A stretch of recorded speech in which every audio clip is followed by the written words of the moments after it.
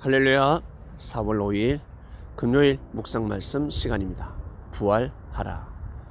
예수님의 제자들은 부활에 대한 개념을 정확하게 알게 되었습니다. 아는 것은 힘이지 않겠습니까?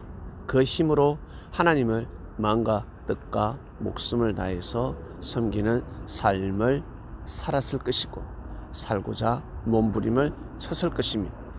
그리하여 순교의 역사가 일어나게 되었고 구원의 역사는 꽃을 피우고 열매를 맺게 되었습니다. 우리는 꽃을 피우는 시대가 아니라 열매를 먹고 사는 시대가 되었습니다. 그 속에서 살아가고 있습니다. 부활이 있다 없다, 천사가 있다 없다, 영이 있다 없다라는 시대, 옛날이나 지금이나 마찬가지죠. 그러한 사람들에게 동물과 사람이 왜 다른지 정확하게 말씀하셨습니다.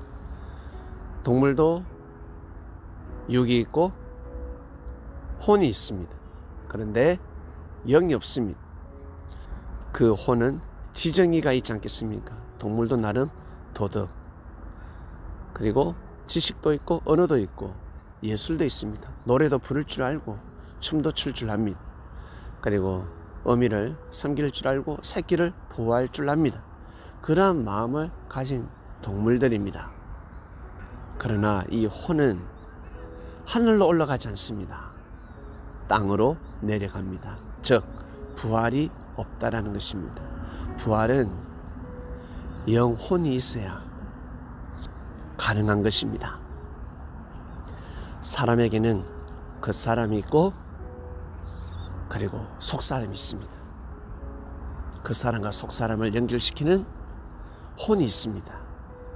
이 혼은 땅으로 내려가지 아니하고 하늘로 올라갑니다. 이것이 바로 비사라 하였습니다. 이것을 누가 알고 성경은 기록하고 있습니다. 육신이 영원히 사는 것이 부활이 아니라 육신이 죽었는데 육신이 살아나는 것이, 그 사람이 살아나는 것이 부활이 아니라 속사람이 다음 생을 살아가는 것, 이것이 바로 부활입니다. 즉 죽었다가 살아났습니다. 육신은 죽었는데 사람은 살아났습니다. 어떤 사람? 속사람이 살아난 것입니다. 속사람이 죽었다가 살아난 것이 아니라 그 사람은 죽었는데, 분명히 죽었는데 무덤에 들어갔는데 불에 태웠는데 사람이 멀쩡합니다. 바로 속사람입니다.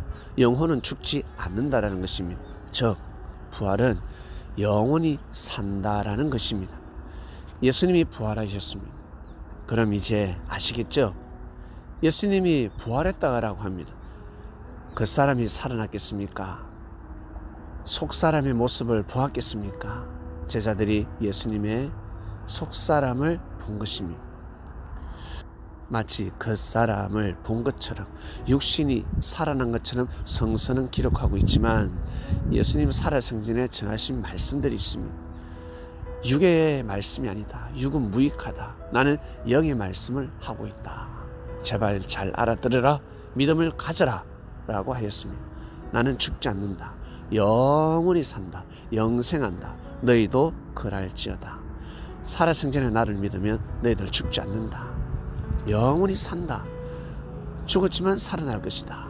네, 바로 부활을 말씀하신 것입니다. 결국 인류의 역사가 어떻게 되었습니까? 예수님의 제자들 아무도 살아나지 않았습니다.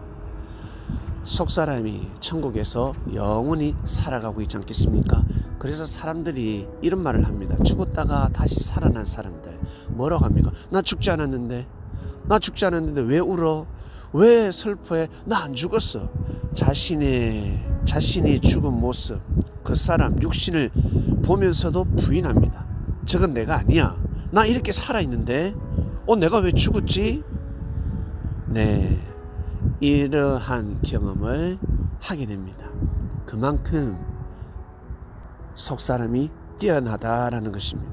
더 예민하고 더 어마어마하게 신령하기 때문에 그렇습니다. 이것이 바로 우리의 인생입니다. 우리 삶 속에서 이제 부활해야 되지 않겠습니까? 보다 더 세밀하게 삶 속에서 부활하는 삶을 살아야 되지 않겠습니까? 죽은 것이 살아나야 되지 않겠습니까? 하나님의 역사 또한 살아나야 되지 않겠습니까? 하나님의 역사가 왜 살아나지 않을까? 왜 다시 펼쳐지지 않을까? 그 시대 말씀이었기 때문에, 그 시대 하나님의 역사였기 때문에 그렇습니다. 거기까지 아브라함, 이삭, 야곱, 요셉의 역사가 펼쳐지지 않겠습니까? 아브라함 혼자서 되지 않습니다. 이삭 혼자서 하나님 역사를 다 감당할 수 없습니다. 야곱 또한 마찬가지 혼자서 하나님 역사를 감당할 수 없습니다. 시대마다 하나님께서 사람을 통해서 역사를 감행하십니다. 고려가 있었기 때문에 조선이 있지 않겠습니까? 고려는 조선을 반대했을 것입니다. 무시했을 것입니다. 그러나 조선은 고려를 무시해서는 아니 됩니다. 존중해 줘야 됩니다. 고개를 숙여야 합니다. 한마디로 조상이기 때문에, 어른이기 때문에, 큰 집이기 때문에 고개를 숙이는 것입니다. 그래야지만이 하나님께서 더 큰 역사를 감행할 수 있는 것입니다. 나라는 사람이 있듯이 자신에게 주어진 사명이 있습니다. 자신이 가지고 있는 사명이 있습니다. 그리고 어떤 사명을 받고 싶습니까? 어떤 뜻을 펼치고 싶습니까? 부활해야 되지 않겠습니까? 더더욱 살아나야 되지 않겠습니까? 한번 실수하고 죄를 범한 것은 다시 실수와 죄를 범하지 마시길 바랍니다. 더더욱 신중해야 되지 않겠습니까? 말을 함부로 하면 아니 되지 않겠습니까? 마음을 잘 먹어야 되지 않겠습니까? 내가 이토록 귀하고 소중하듯이 나에게는 모든 면죄부가 주어지듯이 같이 일하는 사람, 함께하는 사람, 하나님을 잘 섬기는 사람, 예수님의 제자들, 그리고 나보다 뛰어난 사람이 있지 않겠습니까? 그리고 나보다 부족한 사람이 있지 않겠습니까? 그러한 면죄부를 같이 동일하게 적용을 시키려는 마음이 있어야 되지 않겠습니까? 하나님께서 그런 마음을 가지고 계시는데, 주께서 그런 마음을 가지고 계시는데, 제자들이 그런 마음을 가지고 삶을 살고자 애를 써야 되지 않겠습니까? 몸부림을 쳐야 되지 않겠습니까? 그래서 기도가 필요한 것입니다. 하나님, 저희 죄를 용서해 주시옵소서라고 기도하듯이, 하나님, 저 형제를 용서하여 주시옵소서. 저 형제를 용서하고 싶습니다. 그러한 기도를 한다면 대박입니다. 진짜 천사들이 깜짝 놀랄 일입니다. 나에게 면죄부를 적용시키듯이 다른 사람들에게 면죄부를 적용시키는 기도를 하는 사람이 없기 때문에 그렇습니다. 나는 잘 되지만 저놈은 심판해달라. 심판한다고 심판이 되겠습니까? 심판의 기도를 한다고 해서 천사가 움직이겠습니까? 오히려 더 사랑하고 품고 하나님의 뜻을 위해서 기도할 때 천사가 움직이지 않겠습니까? 부활하라, 부활하라. 우리는 이 시대를 살아가면서 어떻게 부활할 것인가? 영혼은 반드시 부활 예정되어 있습니다.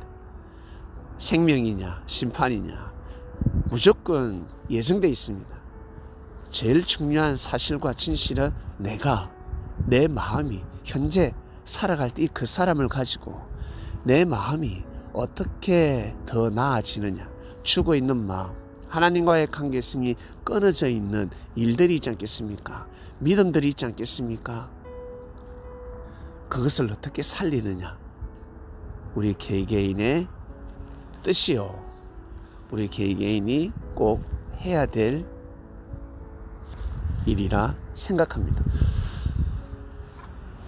오늘 말씀 여기까지 하겠습니다. 하나님 아버지 감사합니다. 부활이라는 개념을 정확하게 알게 되었습니다. 그 힘을 가지고 이 시대를 감당합니다. 더더욱 하나님을 잘 섬기고자 몸부림을 치겠습니다. 하나님을 섬기기 어려울 때, 하나님을 찬양하기 어려울 때, 예배를 드리기 어려울 때도 목숨 걸고 정성껏 예배드리는 시대, 우리의 선조가 있었는데 우리는 정말 자유로운 시대에 살아가고 있는데 이 시대에 더더욱 우리가 정성을 들이고 더욱 고개를 숙이며 겸허한 자세로, 겸손한 자세로, 감사한 마음으로 삶을 살아가는 것이 당연하다 생각합니다. 이러한 마음들을 잃지 않게 하여 주시옵소서. 부활에 대한 개념을 정확하게 알았으니 하나님 아버지, 우리의 삶 속에서 더더욱 우리의 겉사람이, 우리의 마음이 더더욱 부활되는 삶을 살길 원합니다. 우리의 힘으로 안 될 때 간절한 기도가 필요합니다. 하나님께 호소하는 기도가 필요합니다. 천사님들이여 우리의 삶을 보호하고 지켜 주시옵소서. 감사합니다. 부활 주간을 맞이해서 귀한 말씀에 떡을 떼고 온전한 진리를 알고 하나님을 섬기는 삶을 살아가는 이 시대 그리스도인이 되었으니 이 시대를 잘 감당하게 하여 주시옵소서. 이 모든 기도 사랑하는 예수님의 이름으로 기도드립니다. 아멘.